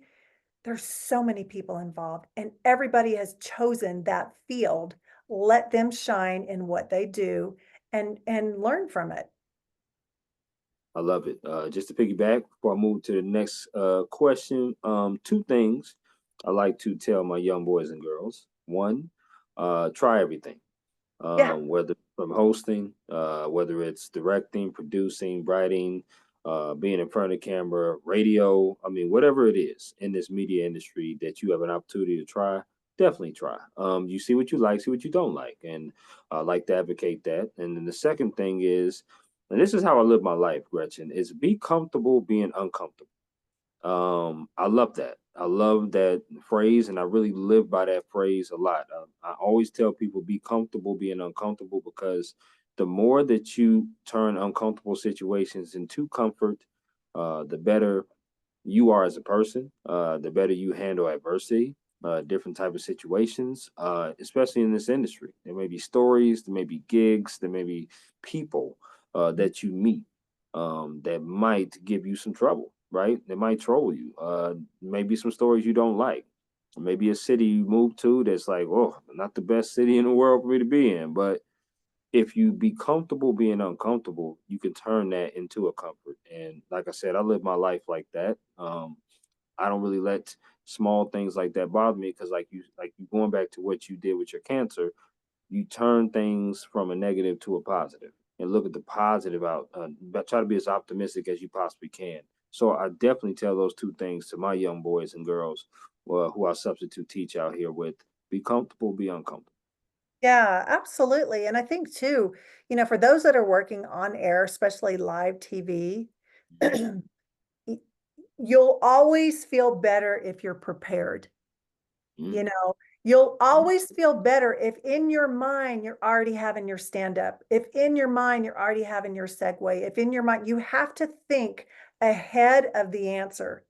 You're interviewing somebody, they're giving you an answer. You have to be thinking ahead. You and I in conversation can talk and chat, and we let spontaneous questions or answers come up. But in when you've got a 3 or 4 or 5 minute segment, you have to be able to cover certain things, and so you have to think ahead. Your best ally is to be prepared. So Cool. Yeah. you have to know your subject. You have to, even if you don't know your subject. I mean, ESPN threw me into offshore powerboat speed racing. What do I know about that? Nothing. But, that was before the internet, and they would send me articles and I would read and I would study on who this person is, what is their background. Tell me, let me ask them something that says, oh, you know that about me. I'm going to open up more. How can you get this person to open up and talk more? Because they can rattle off stats, they can rattle off how they did. One of the hardest things I ever did, I covered the NFR for the National Finals Rodeo in Vegas. And I remember some of these contestants, I'd talk to them about this bull, tell me about so and so, and these bulls are rated in order to get to the finals. There's a whole big, process with that. And the answer would be like, I seen that bull and he's mean. And that was it. Well, if I don't have anything to back up what I know about that particular ride or that animal, that story's going nowhere. It's live Right. TV. So your job is the know-it-all. You need to know it all, but you need to be able to take apart, like, what's the most important thing to ask, and Mhm. let it go, let things develop kind of organically, but you're still in charge. I So if love it. somebody wants to talk about something and it's relevant and it's interesting, then go with it. Go with it. You know what I'm saying? But you also could have a director in your ear telling you, ask this question, ask this question. So then you've got to be able to fire off a question that doesn't sound scripted. Right. Next, tell me about your favorite color. No, I want to have conversation. Oh, Yeah. you mentioned that you've lived in Georgia before, and now, my gosh, you're way up so far away from home. Tell me, what's the difference in crowds in Georgia versus Minnesota? Whatever. You have to pay attention to what they're talking about so that you can bring a more interesting story while you're still getting the facts out there.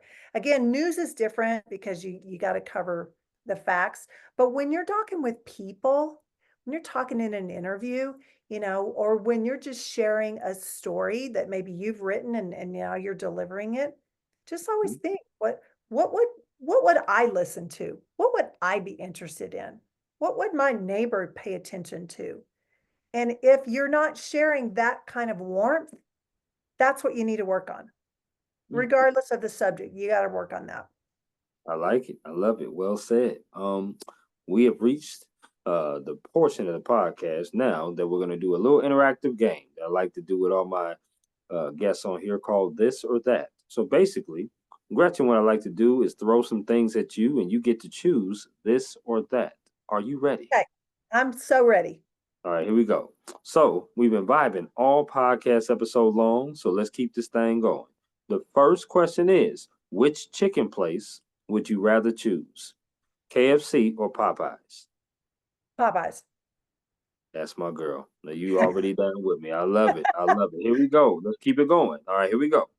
Which flavors, chicken wing flavors, I should say, would you rather choose? Barbecue or lemon pepper? Lemon pepper, Okay. Do you like your wings wet or dry? dry, Okay. Do you like your wings bone in or boneless? bone in. Okay. So you don't like to get messy, but you definitely like to eat off the bone. I know how to do that with the bone in and still get all the chicken out. Okay, there you go. And Say you know less. the whole barbecue thing, barbecue sauce is different around it's different to parts of the United States. So lemon pepper is a little bit more, I can Hmm. predict that. Okay, I'm with you on that, girl. I'm with you on that. I definitely love me some wings. I love that about you. Okay, here we go. The next five questions that I have is about music concerts you rather see. Okay. Okay. Okay. So, which music concert would you rather go to? Would you rather go see Garth Brooks or George Strait? George Strait. Okay, I like that. I did a big campaign with him. He's just such a good guy, and a lot of memories tied to him. Yeah. Okay, okay. Which concert would you rather go see? Would you rather go see Brandy or Monica? R&B. Brandy. Brandy. Okay, I got you. I got you. I like that. Which concert would you rather go see? Carrie Underwood or Casey Musgraves? Casey Musgraves. Okay. I like how decisive you being, Gretchen. This is awesome. Which concert would you rather go see? Dixie Chicks or Zach Brown Band? Zach Brown Band. Ooh, okay. All right. Now, which concert would you rather go see? Here's the last one. Luke Combs or Luke Bryan? Luke Combs. Okay. All right. You got some good taste. Good taste in music. I like all those artists I mentioned. So you got some Yeah, good I do taste. too. But yeah. Okay. Amazing. This next question is a sport question. Which sport would you rather play? Badminton or bowling? Oh man, probably badminton. Yeah. You sure? You sure? Yeah, I'm very sure. I remember in junior high going, why aren't we doing this more? You know, in the physical fitness challenge you had to do. I'm like, this is fun. So Okay. Okay, badminton. I'm with you on that. Which sport would you rather watch on TV? Basketball or baseball? basketball. Unless it's during the World Series. Okay. I got you. I got you. Basketball is my favorite sport, so you already won my heart, Gretchen. So that's all. I love that. I love that. Do you like desserts? Yes. Do Okay, I so eat I'm them? through. Not really, but Not really. Okay. Well, listen. no, I Hypothetically, like them. Let me be clear. I do like them. I just, when you have cancer, you try not to eat a lot of sugar. that's true. Absolutely. But Okay. go ahead and ask me what I'd rather eat. I can tell you. Absolutely. I'm gonna throw out four categories Okay, of four. dessert. Okay. You get to choose one of these that you never will eat again. Okay. Oh, So okay. here we go. The first one is cake. The second one is cookies. The third one is candy. The last one is ice cream. Which one of these are you going to say, I'm never going to eat again? Candy. Okay. I like that. I would have said candy too, by the way. Although I do love my lifesaver gummies, but I would have said no. I gotta go with candy.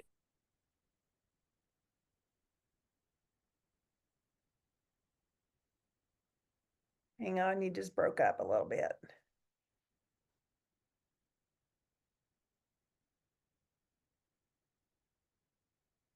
You're frozen a little bit, Chris. I don't know if you can hear me. There you are. Okay. Oh, okay. I was like, where did you go? Yeah, I was still here. I was going to say, do you like potato chips? Okay, give me choice. Potato chips or I would say pretzels. pretzels. Pretzels. Okay. Well, here's what I was going to do with the potato chips. I was going to actually give you four categories. Same format. Okay, Four give them to categories. And choose one of these you'll never eat again. Okay. So go. First one is Lay's. Okay. The next one is Pringles. Uh-huh. The next one is Doritos. Uh-huh. The last one is Ruffles. Which one are you Doritos. getting rid of? Oh, Doritos. Doritos. Yeah. Wow. Okay. That's a shocker right there. Okay. I don't like all that fake powdery stuff. I got you. I got you. Okay. I I like would that. You keep are the very, Pringles though. I definitely would keep the Pringles. are you a salt and vinegar person? No. Okay, thank goodness. We can remain friends. That's for sure. That is the second worst chip ever made. No I do not question. understand that chip. No, no, no. Me neither. I love it. You were very decisive, probably the most decisive on this platform in Ah, this that's or that. funny. I love Keep that. I going. do. I'm ready. Keep going. I love it. I know, no, we're finished with that, but we're gonna come to some rapid fire at the very end. I do Okay. want to ask you this though, because this is a bonus question here. Your time at ESPN, when you were there at ESPN, distinctively remember you saying that you kind of went into that after the Miss USA and the pageant stuff. Yeah. At that particular time, there was Robin Roberts, Hmm. as I remember, being a youngster. There was also Linda Cohn, Hmm. if I'm not mistaken. It was her too. And one of the writers that was coming up was Christine Brennan. She was a sports writer. Did you ever get a chance to kind of, walk the halls and see Robin Roberts, Linda Cohn, any one of them? And if you did, what was your experience meeting them? So ESPN back in that at that time was on one network. And what Hmm. they did was they took in independent media companies that were sending their programming to ESPN. So we Mm. were out in the field, but the people in Bristol were actually doing studio work. Studio work. I Okay. never found myself there. I was always Mhm. out in the field. Got you. But it was interesting because I always, of course, I watched them all the time because this was so new to me. Um, and I'm the woman out in the field that no other woman is out there. So they're Right. the woman in the studio that no other woman is there, and I'm the one that's covering sports. You know, Sure. the Bud Light Water Ski Tour. There's no other women there. I'm covering Right. the powerboat speed racing. I'm covering beach volleyball. There was not women there. So I kind of took a lot of heat, like, who is she? And Right. I don't want to talk to her. Give me the dude. I want to talk to the dude, you know. So I watched them a lot just to kind of really kind of zone in on their demeanor. I respect Robin so much because um, she's always come across to me as very genuine. You know, Yeah. we talked about that presence on camera and that ability to be relatable. She's Yeah. very good at that. She's very good at that. And obviously that led her into a lifestyle show, you know, a GMA where it benefited her a lot, a whole lot. And she's also a survivor of Yes, cancer, she if I'm not is. mistaken. Yes. So absolutely, she is definitely one of my inspirations of many inspirations that I have being in the sports world. Stuart Scott, definitely one of my top inspirations. He for sure inspired me as well. I want to ask you about advice. Now we've talked about advice you would give, but what is Okay. some advice that someone has gave you that you hold on dearly to? Within media. Yeah, or life, either or. So I used to have a producer at ESPN. His name is Dennis Denninger. He was my first producer, and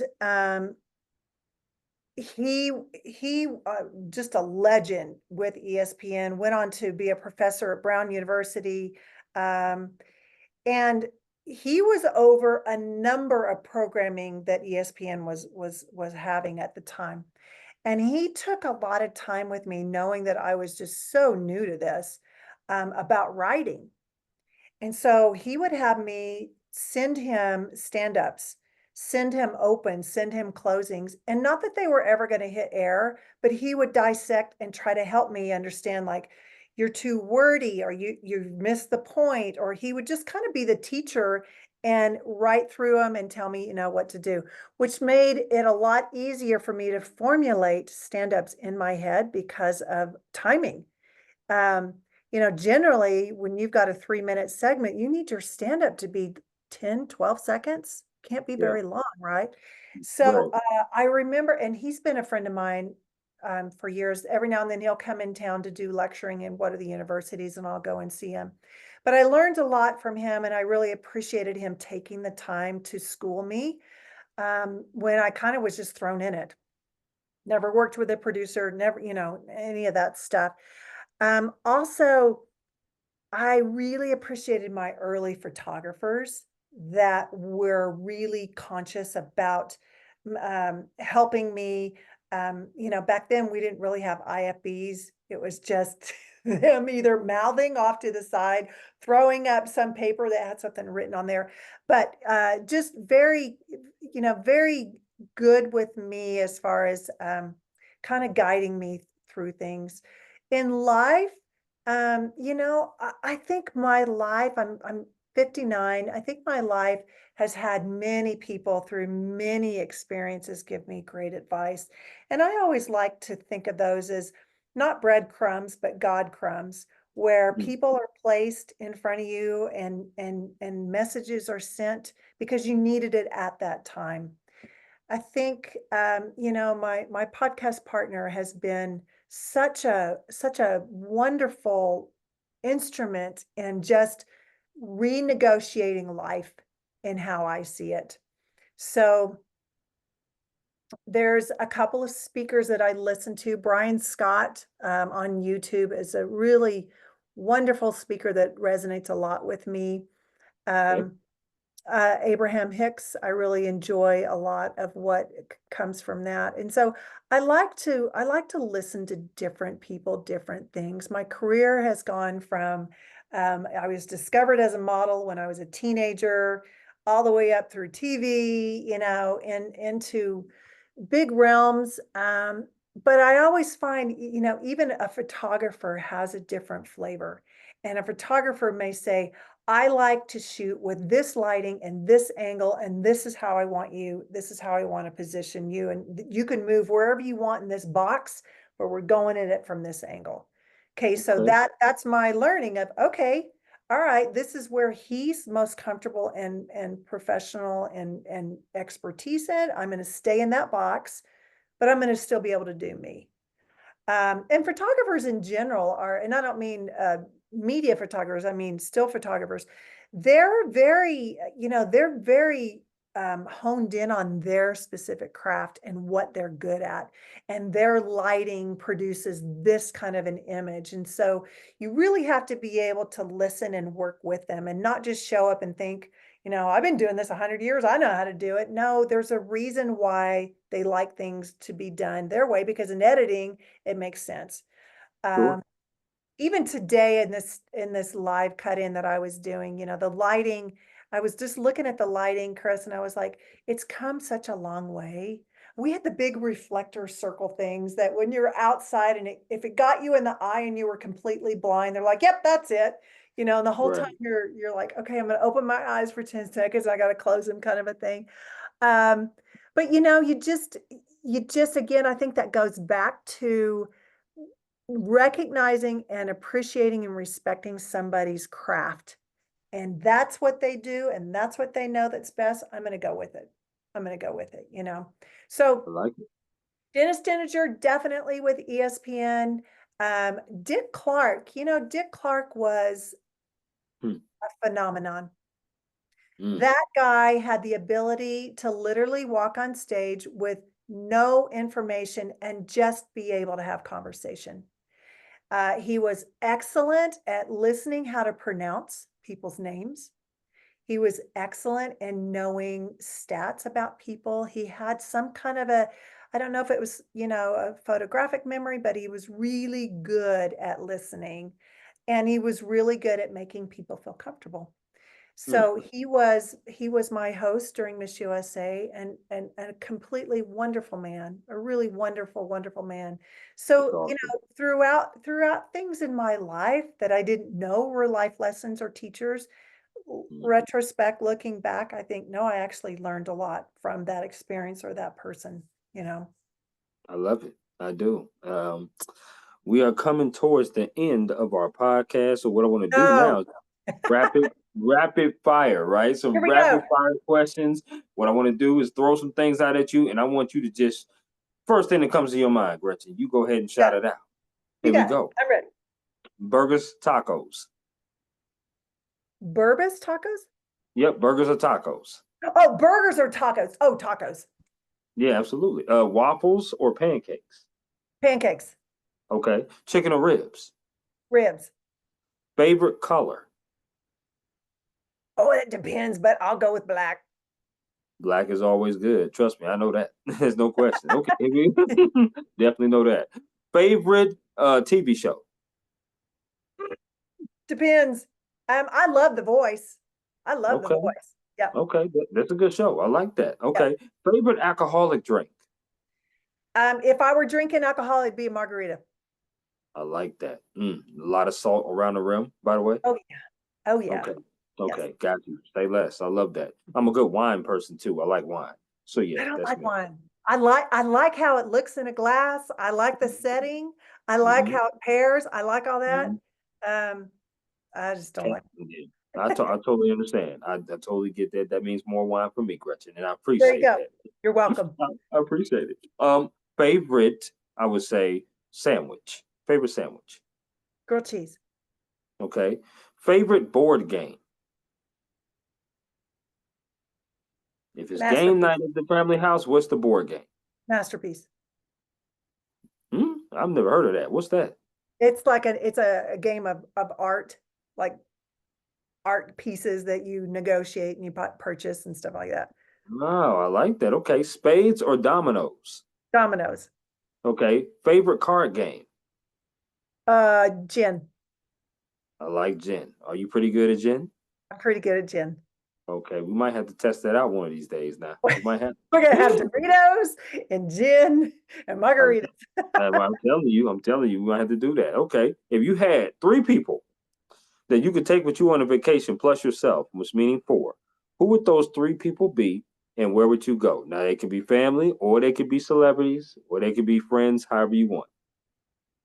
Okay, well that I can't say my kids because I have more than three, so that's not gonna work. Okay, Right. so I'll say my sweetheart, I'll say my business partner, and I'll say mm, mm, mm, a funny celebrity. Who would I choose? Who would I choose? Would you? Funny celebrity. There's plenty of them. I mean, you got whether you go Kevin Hart, whether you go Jeff Foxworthy, whether you go Larry the Cable Guy, or whether you go, Oh, who's you know, the comedian? Her name is oh hell. Amy Schumer. No, no, no. Who's the comedian that does Bon Qui? Oh, I think I know Uh what you yeah, about. her name is spelt like her name is common, but it's spelt differently. She cracks me up. She Bone cracks Creek. me up. I think I know who you're talking about, but the name is slipping me right now. But where would you Yeah, go? you know what? I love a beach. Hmm. I don't need to be entertained. Just put me outside. Oh, So yeah, I could do that or a nice pool setting. I got you. Okay. Are you more snow or fire? Snow or fire? Fire. Okay. Are you more pool or going to the park? Pool. Okay. Which game would you rather play? Would you rather throw darts or shoot pool? Pool. Okay. If you had a choice to listen to three artists or three songs on repeat and never get tired of them, who would Uh, the three artists or three songs be? Okay. Let's see. I would do James Taylor. Uh, Amazing. I would do Chris Stapleton. Amazing. Absolutely. And I would probably do Cool in the Gang. Oh, that's a hell of a switch up. Okay. Right? Because I need a little variety there. Yeah, yeah. Well, James Taylor, one of my favorite songs from his is Mexico, no question. Yes. Uh Oh Chris, yeah. Chris Stapleton is Tennessee Whiskey, without question. And Cool in the Gang, I mean, who don't like celebration? I mean, come on now. So Happy. everybody loves. Happy music. Yes. Um, if you had a choice, right, and they said, Gretchen, this is the only thing that you can do for the rest of your career today's, right? A choice between hosting, coaching, modeling, or reporting? Which one of those four would you choose to do for the rest of your career if you only could choose one? Coaching, I change love it. lives. Yeah, coaching, I love it. coaching. I do. I want to know about your book. I know you said a gift to, I believe you said a gift to my cancer. I believe that's what you said. My gift of cancer. My gift to cancer. My Yeah, apologies. My gift to cancer. Is it an audio book? Will it be audio book? yeah, It yeah. will. Okay, Yeah. awesome, awesome. I'm a huge Um, audiobook person, so that's why I asked. I think you have to in this day and age. I think you Hmm. have to because y- not everybody has the time. Not Yeah. everybody makes the time. Even though I Hmm. think there's a huge association with reading and it's staying with you. I think when we audibly listen, we have to focus more. My experience, this isn't science, but my experience. Um, but yeah, but I also will include a lot of visuals in my book. So there, my book is not just about cancer. It's actually starting from my Miss Texas days up through my Sure. adulthood, through my career, and Sure. then landing with cancer and then giving people messages, nuggets, thoughts moving forward, how, their life can be changed every day, every day. Okay. So I like that. I do. I really, really like that. Now, when is this book coming out? that's such a good question. Every time I think I'm close to finishing it, that I'm like, oh, but this is important, but this is important. So I would like to be finished, like really, Gretchen, put a freaking end on it in 3 months. I'd like Okay. I'd like to be done with it then. So we can look for it in 2025 sometime, is what you're saying. Yeah, well, it's a process. So I do have a publishing company that is interested, but that doesn't mean that's where it's going to land.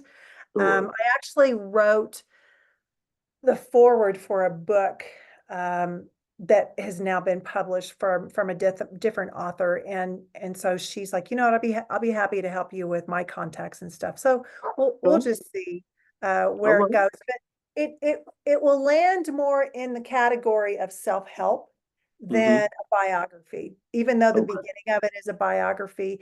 And I say that because when I do public speaking, it isn't really so much about my life as it is about what I'm doing to help my life and what people can do to help their life. I'm Absolutely. looking really quick. I want to find the name of that comedian we were talking about because I know Well, y'all know who she you're is. well. You're well. No, go ahead, do your thing. I'm just gonna say this has been a really, really amazing conversation with you, Gretchen, talking about your beginning journeys of being a model, being discovered from Miss USA to the runner-up in Miss Universe, to talking about you getting into ESPN, covering some unique sports events going Yeah. on. Then talking about your cancer, being transparent about that. Again, thank you. All the way to talking about now you publishing, podcasting, two different shows, writing your own book, also being a co-owner. I mean, you're just doing a lot on your plate, as well as being a mother to five wonderful kids as well. So I'm it's exhausted. You just said all it's that. Now I'm right, tired. right. It's crazy, crazy type stuff you're doing, but it's amazing to talk to somebody like that. It's inspiring. Whatever you're doing at 59, please keep doing it. I never would have thunk 59 for sure. Please keep doing it with a Thank smile. you. Okay, Thank no you. question Thank about that.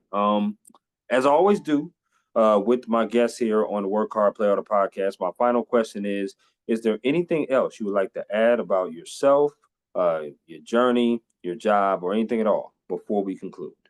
I think it's wonderful that you are providing a way for people, young people, to have something other than just a textbook. Because really in this industry, you don't learn it until you do it. And not everybody gets the chance to do it. And so if they can just take little nuggets and glimpses from what you're sharing and what you're teaching, and especially by having people like myself on that have walked that road and have had a beautifully blessed career. 35 plus years in this industry Absolutely. is I look back, and I just think, my gosh, I've been able to do so many things. But this particular field of career allows you to do a lot of things, and so if this is their passion and this is what they want to do, just stay with it. Just stay with the dream of it, but don't be so set on how it has to happen. Don't be so set on how it's supposed to come to you, or I want this network. Just be open. You just never know. And the beauty of what's happening now, there are networks opening up all the time, and Yeah. content is needed. So you never know where you're going to fit in. And you never know when there's an agent, or there's, a producer or somebody that's an investor that's looking and says, man, I like your energy, or I like your talent. I like your delivery. You just don't know. So, with anything, I always tell my kids, look, there's not one set rule. You don't have to do just this in this lane and this box. A Right. career is meant to be a road you navigate. And maybe you're going to do a little something different, and then you're going to kind of go back, or maybe you're going to something completely. Just be open. Just be open. I always say, live your today. Enjoy your today. If you're so focused ahead on what you want and you miss out on all the blessings that are happening today, you're not living. You got to Right. live for the now and dream in the end, but you're living in your now. So I just applaud you and all that you're doing. And your success is ringing in the ears of many people that need to hear it. So congratulations to you and for staying with your dream. And yep, your dream has landed you in a state that you're not familiar with, maybe, but you know what? It's all an experience. It's just all an experience. And so Absolutely. It's just the you're gonna, beginning. yeah, right. And I always think, well, life is just a big field trip. Yep. That's all it Absolutely. is. So we take what we want from it and go from there. And so everybody out there listening, just know that nothing's permanent. Nothing's permanent, and there's really, there's so much good. Just don't get focused on the stuff that's not working, because it all works out. Well said. I love that, Gretchen. Well, you take care and enjoy the rest of your Thursday and your entire weekend and also your Thanksgiving. You and I will definitely stay in touch and be in touch. But once again, thank you for coming on and being a part of my podcast. Oh my goodness, such a treat. I appreciate you, Chris. Best of luck to everybody, and happy Thanksgiving to y'all too. Absolutely. Bye.